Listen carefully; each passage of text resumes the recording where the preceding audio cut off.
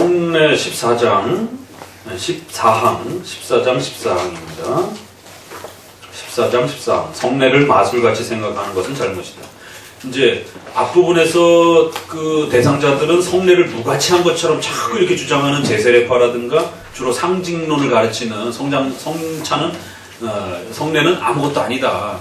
그냥 의미적으로 그냥 이렇게 상징일 뿐이다라고 하는 성례를 등한시하는 분파들에 대해서 이제 비판을 한 거고, 여기부터는 성례를 미신화시키는, 너무 강조하는, 그래서 성례를 마치 칭의의 어떤 조건처럼 주장하는 로마 카톨릭이라든가 이쪽을 이제 또 대상으로 비판을 합니다. 성례는 항상 양극단이 다 있어요. 같이 읽어봅니다. 그러나 이 사람들은 성례의 힘을 약화하며 그 효력을 완전히 부정하고 있는데, 그들과는 반대로 성례에 일종의 신비한 힘이 있다고 하는 자들이 있다는 사실을 우리는 생각해야 한다. 그래서 효력을 완전히 부정하는 자가 한편이고, 또 한쪽으로는 성례다 또 너무 힘을 많이 줘갖고 성례의 신비한 힘을 또 성례 자체에다 주는 또 이런 분파가 있다는 것이죠. 넘어가서, 그래서 이제 이러한 자들은 마치 성례에 무슨 대단한 힘이 있는 것처럼 이제 이런 식으로 너무 세게 말을 하는데, 다섯째 줄 같이 읽어봅니다. 352페이지. 확실히 그것은 마귀적인 생각이다. 아주 칼빈은 아주 그래서 힘이 넘칩니다. 마귀적인 생각이다. 육두 문자만 안 썼지 아주 셉니다. 마귀적인 생각들아 이러면서 계속 믿음과 관계없는 의를 약속함으로써 이 관념은 영혼을 파멸로 몰아넣는다. 둘째, 성례를 의의 원인이라고 함으로써 원래 땅에 붙고자 하는 경향이 심한 사람의 가련한 마음을 이 미신에 올가매어 하나님 자신보다 물질적인 것에 외형을 믿고 안심하게 만든다. 표현 보세요. 원래부터 땅에 붙고자 하는 경향이 심한 사람, 이 가련한 인간들을 가뜩이나 그런데 더더욱 성례를 미신화시켜가지고 하나님을 물질적으로 그렇게 의지하게 된다. 원래부터 그렇게 땅에 속한 거를 즐겨하고 땅에 속한 거를 이렇게 우상화해서 신적인 걸로 갖고 싶어하는 그런 인간들인데, 성례를 그렇게 신적인 건으로 그렇게 만들어놔가지고는 더하고 만들어놨다라는 거예요. 인간론을 정확하게 이해하니까 이런 표현이 나오는 거예요. 어떻게 인간을 이렇게 표현할 수 있겠어요? 원래 땅에 붙고자 하는 경향이 심한 사람, 땅에 붙는다라고 표현을 했어요. 그러니까 땅에 집착하는 사람들, 땅에 얽매이는 사람들, 땅의 것들을 결속되어 있는 그런 연약한 인간들. 참. 어디예요? 352페이지. 저기 책 어떻게 있어요? 뒤에 책 있어? 각주 25번 되어 있는 이제 곡이에요. 본문 안에. 그래서 하나님 자신보다 물질적인 것을 더 의지하게 된다는 거예요. 쭉 내려오셔서 마지막 단락 여기에서부터 읽습니다. 또 다른 결론이 나온다. 마치 성례로 의롭다함을 받는 것처럼 성례에 참가해야만 구원의 보장을 얻는다는 것이 아니다. 칭의는 그리스도에게만 맡겨져 있으며, 그러면서 뒷대줄 성례가 없어도 완전히 성립될 수 있다는 것은 우리는 알고 있기 때문이다. 그리스도 그 자체가 중요한 것이지 성례 그 자체가 신비한 능력이 있는 건 아니에요. 이제 앞에서는 성례는 굉장히 중요하다, 효력적인 도구다, 이런 말을 굉장히 강조했잖아요. 이제부터는 성례는 아무것도 아니다, 또 이제 이 표현을 계속 씁니다. 왜냐면 성례를 너무 신비적으로 강조하는 자들이 있다 보니까. 그래서 칼빈의 글을 항상 종합화해서 읽어야지 어느 부분만 딱 끌어오게서 이게 칼빈의 주장이다 이렇게 말을 해버리면 오해하기가 딱 쉬워요. 그래서 성례가 없어도 우리는 얼마든지 구원의 이런 부분들이 충분히 보장이 된다는 거예요. 계속 있습니다. 보이는 표징이 없어도 보이지 않는 성화가 있을 수 있으며, 보이는 표징이 있어도 진정한 성화가 없을 수 있다. 참 어거스틴은 수사학자라 참 말을 기가 막히게 만들어내요. 그렇죠? 보이는 표징이 있어도 진짜 성화를 이루지 못하는 그런 바보 같은 사람이 있고, 또 보이는 표징이 없어도 얼마든지 내적으로 성화가 되어지는 사람도 있을 수 있다는 거예요. 너무 외적인 것에 매여서는 안 된다는 겁니다. 15항 본체와 표징은 그래서 잘 구별해야 된다는 거예요. 이 점을 바르게 이해할 때 이제 우리는 어거스틴이 말한 같이 성례와 성례의 그 본체와 구별을 해야 한다는 겁니다. 두 가지가 긴밀하게 결합되어 서로 분리할 수 없으며 결합되었다 하더라도 항상 본체를 그 표징과 구별해서 이해를 해야 합니다. 한쪽에 속한 것을 다른 쪽으로 옮겨서는 안 된다는 거예요. 그러니까 우리가 성례를 강조한다 할지라도 마치 성례의 외적인 도구가 그리스도의 진짜 몸인 것처럼, 그리스도의 본체인 것처럼 그런 식으로 강화해서는 또 안 된다는 거예요. 성례와 그리스도를 완전히 분리시켜도 문제가 되는 거죠. 그랬을 때 우리는 어떻게 얘기합니까? 성례전적 연합이다, 이렇게 표현하는 거예요. 하나님이 약속하신 만큼에서는 효력이 발생한다라는 거예요. 존중할 때. 그래서 분명히 둘은 서로 다른 거라는 거예요. 그렇지만 하나님이 약속한 범위 내만큼 그 약속한 방식을 따라서는 반드시 충분히 서로 또 영향을 주고받으면서 효력을 우리에게 준다는 겁니다. 계속 있습니다. 둘째 줄, 어거스틴이 선택받은 사람들에게서만 성례는 그 의미하는 결과를 나타낼 수 있다고 한 것은 두 가지가 분리되는 데 대해서 말한 것이다. 여러 사람들이 성찬에 참여하지만 선택받은 사람들에게만 진정한 효력을 발생한다. 다 받는 게 아니다. 왜? 그 중에 가짜도 있기 때문에 이런 표현하는 거죠.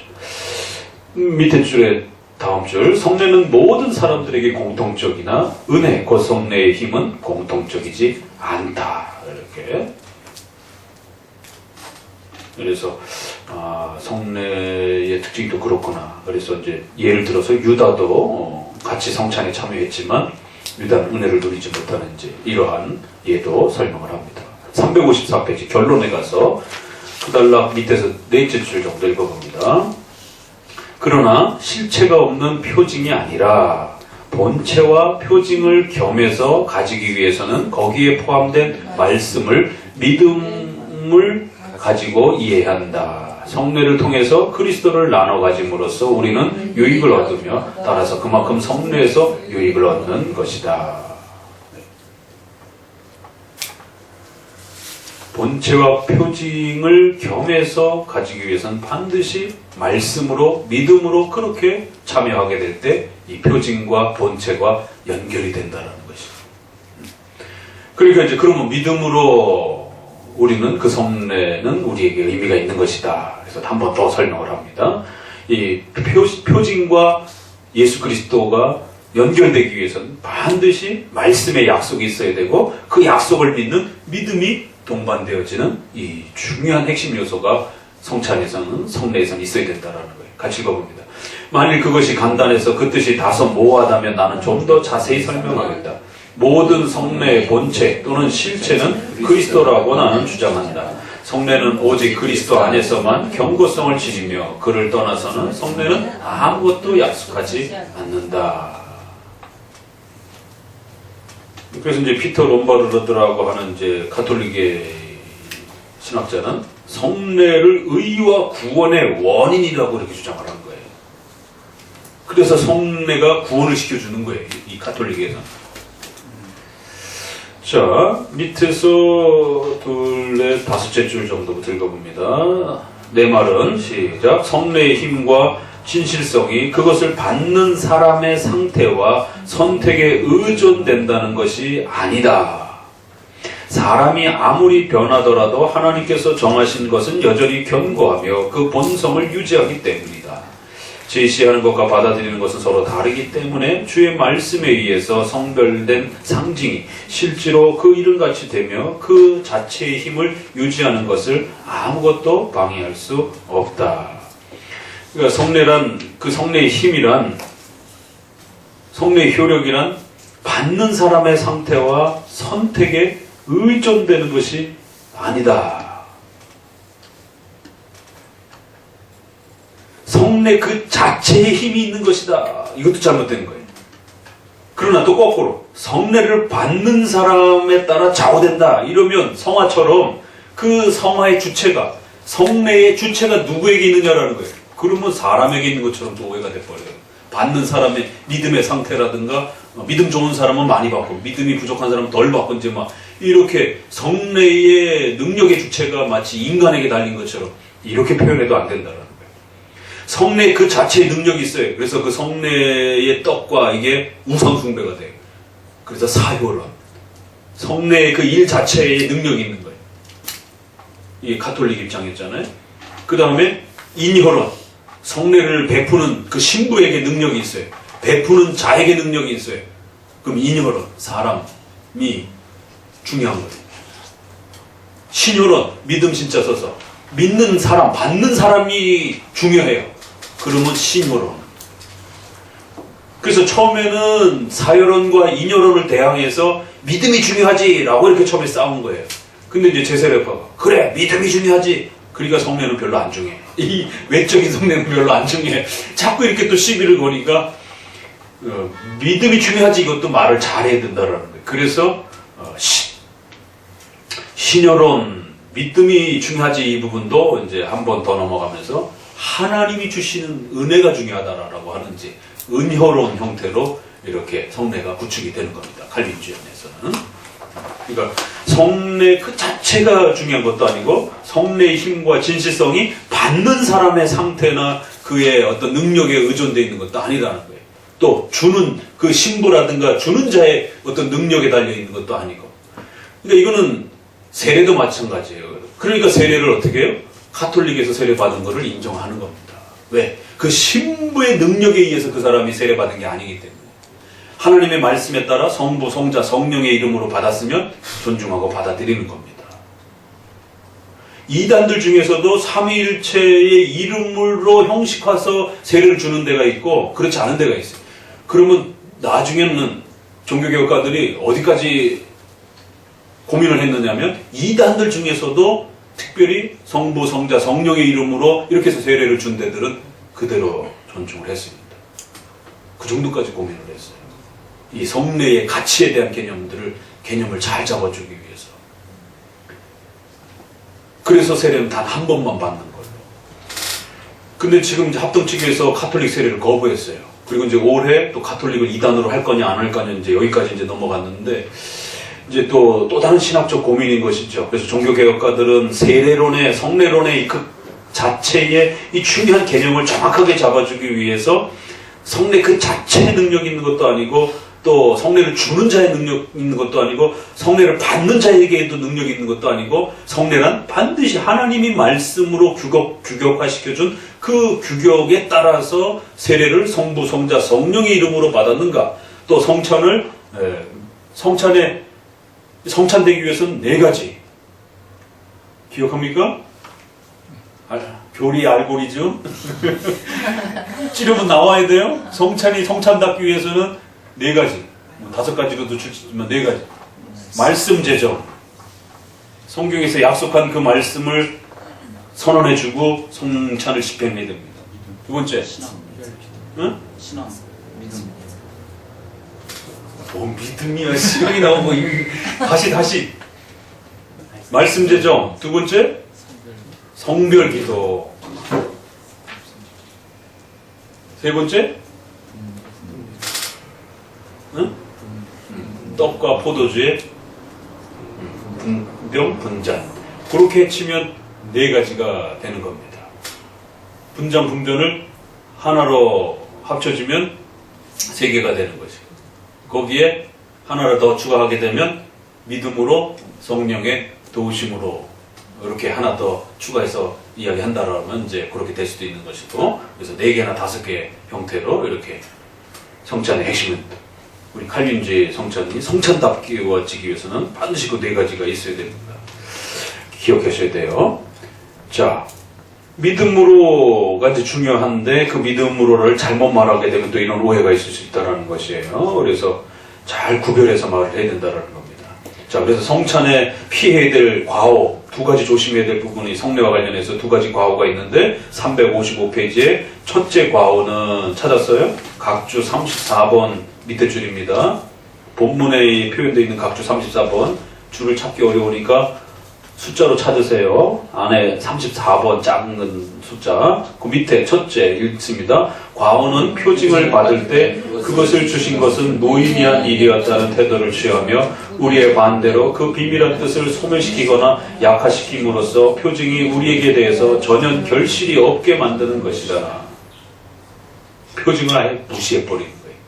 그런 자들, 제세례파 같은 자들. 둘째, 과오는 우리의 마음을 보이는 표징보다 더 높이 비약시키지 않고 그리스도만이 우리에게 주실 수 있는 유익을 표징에서 오는 것인 양 돌려버리는 것이다.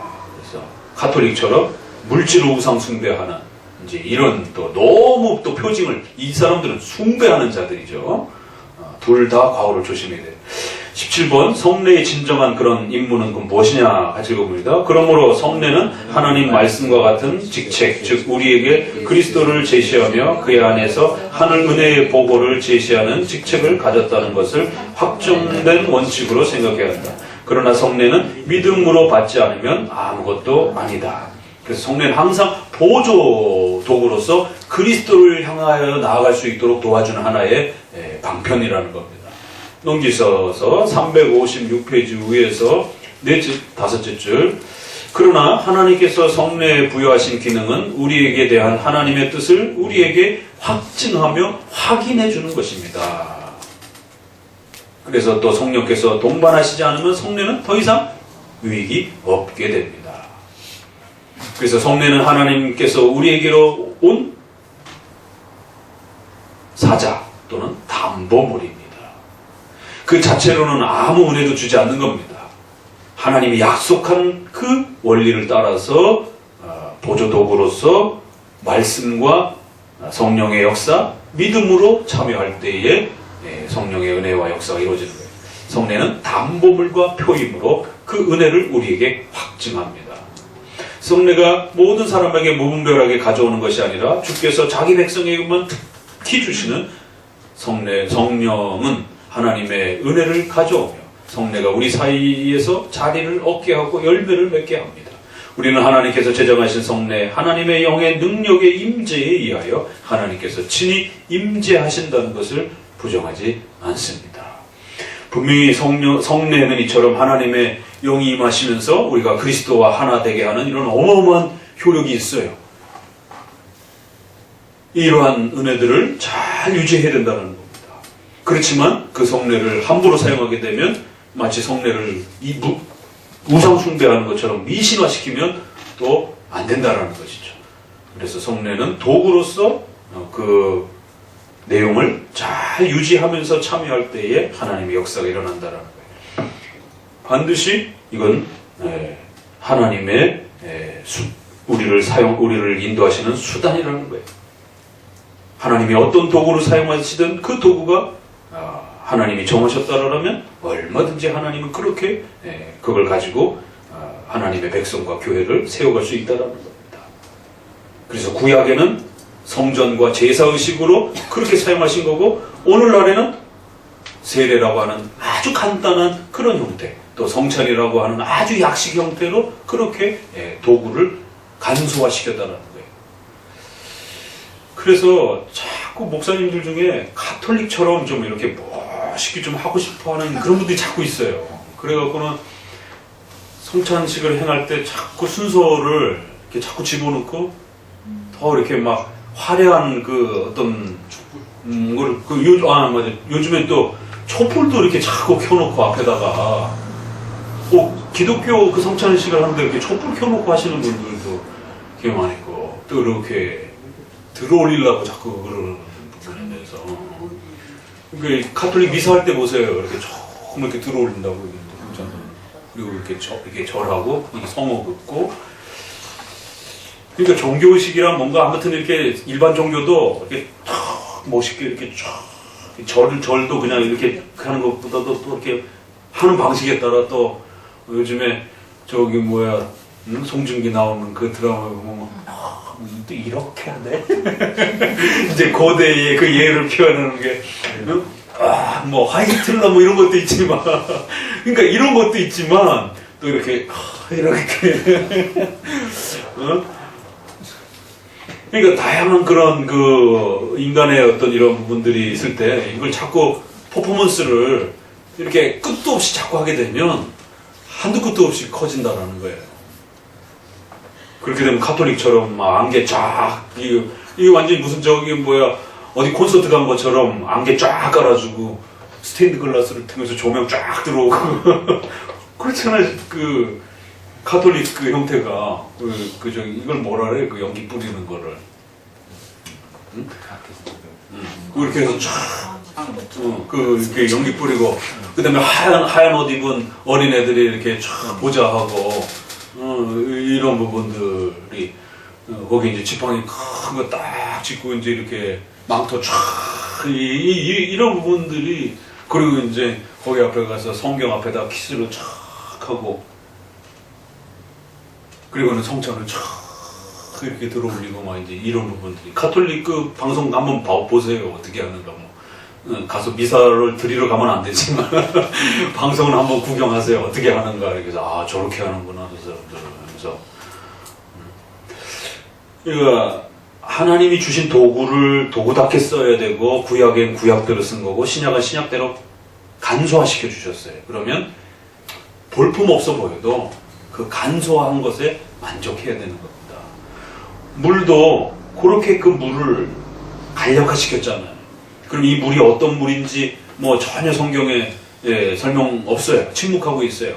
뜨거운 물인지 찬물인지 미지근한 물인지 이런 부분도, 이것도 잘못하면 논쟁돼요. 이 물을 어디다 부어야 될 것인가, 앞에다, 앞머리에다 부어야 될 건가, 가운데다 부어야 될 건가, 전체로 부어야 될 것인가, 막 이제 이런 부분들이. 그러니까 잘못하면 이런 부분들도 또 개신교의 이러한 그 의식이 너무 약소하다 보니까 물을 뿌릴 때 좀 멋있게 이렇게 하려고 또 자꾸 이러다 보면 큰일 난다라는 거죠. 그래서 뭐 물을 쫙 받들고 또 쫙 이렇게 하면은 또 기도하면서 이렇게 하면은 그러면 이상한 또 세례가 되고 막. 그러니까 이제 침례 같은 경우도 자꾸만 이제 그렇게 퍼포먼스 부분을 해갖고는 이렇게 확 잠그고 이제 막 이런 부분들이 훨씬. 그럼 잠그는 것도 그냥 이렇게 살짝 이렇게 들어갔다가 이렇게 나오면 되는데, 그 침례하는 데들을 보면 다 뒤로 잡아지더라고. 이렇게 갖고는. 그러니까 이제 뒤로 잡아지면 코로 물이 들어가니까 코는 이제 이렇게, 왜 코는 또 왜 막아? 그러면 그냥 산채로 그냥 진짜 다 저걸 해봐야 될 거 아니야. 그런 거. 거기에 또 하얀 옷은 또 왜 입으라 그래 자꾸. 그러니까 하얀 옷을 입으니까 속옷을 입느냐 안 입느냐 이제 이런 게 논쟁이 되고, 그럼 여성들 같은 경우에 흰 옷을 입은 상태에서 물에 젖어버리면 미혼 여성들 같은 경우는 더더구나 성적인 또 이런 부분들이 심각해지는 것이고, 그러니까 침례 안에서도 그 침례를 받을 때 복장을 어떻게 해야 될 것이냐가 이제 이렇게 복잡해지는 거예요. 성경에는 그런 부분들이 없으니까. 그러면 이제 그런 부분에서 이렇게 들어갔다 나온, 세례 그림 보면, 왜 세례 요한 그림이라든가 이런 데 보면 이렇게 들어간 그림도 있지만 이렇게 또 이제 뒤로 이렇게 뭐 이런 것들도 있는 거고, 막 이렇게 다양한 형태로 나타난다고. 그러니까 어떻게 하면 더 멋있게 물에 잠길 수 있는가, 이제 막 이러면 안 된다라는 것이죠. 그래서 하나님이 정하신 방식에 있어서 구약은 좀 더 엄격하게 쓰신 거고, 신약은 본질이 드러났기 때문에 도구를 최소화시키는 거예요. 왜? 그 도구가 자칫 커버리게 되면 그리스도가 축소가 될 수 있는 위험성이 있단 말이에요. 그래서 개신교에서 쓰는 이런 의식들은 축소되고 약식 형태로 돼 있다 할지라도 그것으로 만족하면서 말씀을 더 잘 마음에 간직하면서 참여하면 얼마든지 그런 약식화된 도구를 통해서도 하나님이 그 도구를 쓰시는데, 아니 이 엄청난 퍼포먼스를 해야만이 은혜가 되고, 이런 약식 형태로 하면 뭐 밋밋하고 이런 거에 그렇지 않다는 거죠. 하나님이 그 도구를 사용하면 어떤 형태든지 하나님의 역사가 나타나는 거예요. 그래서 하나님이 어떤 도구를 사용하셨는지 그 모든 도구가 그의 최초의 활동에 아무런 손상도 끼치지 못한다고 우리는 주장합니다. 참 멋있는 말들이잖아요. 이 명문장들이 참 읽으면 읽을수록 쏟아져 나옵니다. 이제 마무리되는 표현. 어거스틴도 이제 이 점을 경고합니다. 같이 읽어봅니다. 어떻게 모세와 하나님이 함께 성결하게 하는가? 하나님을 대신해서 모세가 하는 것이 아니라 모세는 그의 사역을 통하여 눈에 보이는 성례로 그렇게 하며 하나님께서는 성령을 통하여 보이지 않는 은혜로 하십니다. 모세의 구약의 그런 이야기를 하면서 모세가 구약의 성전과 이런 많은 부분들을 이야기했다 할지라도 모세가 하는 것이 아니라 모세를 통하여 하나님이 눈에 보이는 성례로 그렇게 하시는 겁니다. 그러니까 오늘날도 목사가 하는 게 아니고 하나님이 목사를 통하여 성령의 역사로 그리스도께서 그 밤에 떼어주신 것처럼 우리 성도들에게도 목사님이 떼어주지만 신목사님을 보지 마시고 육체의 땅의 것을 자꾸 이렇게 집착하지 마시고 눈을 들어 저기서 만나실 수 있도록 자꾸 마음을 들어 올리는 훈련을 하셔야 됩니다. 뭐 개혁교회 가니까 왜 자꾸 뭐 마음을 들어 올리라고 그래. 도대체 이걸 어떻게 들어 올려야 되는지 눈에 보여야 이걸 들어 올리죠. 마음을 들어 올리셔야 됩니다. 그래서 목사님이 떼어주되 그리스도께서 그 제자들에게 떼어주는 것처럼 그리스도에게 직접 받을 수 있다라는 거예요. 그러니까 시간과 공간을 초월해서 얼마든지 그리스도는 사도들을 그리스도께서 떼어주는 거나 도구를 사용해서 떼어줄 때도 얼마든지 그러한 수단과 방편들을 세우셔서 하나님이 직접 그렇게 성찬의 은혜를 주실 수 있다라는 거예요. 그러니까 목회자를 통하여 예수님이 성령께서 일하신다라는 겁니다. 그 모세가 주는 게 아니다라는 거죠. 그러니까 자꾸 배우고 머릿속에 인지하고 그리고 또 성찬에 참여하시면서 목사님이 주는 게 아니다. 목사님이 주는 게 아니다. 마음속에 되뇌이시면서 예수 그리스도께서 나에게 성찬에 이 떡과 포도주를 주시는 것이다. 라고 이렇게 하면서 참여하셔야 돼요. 자꾸 노력하셔야 됩니다.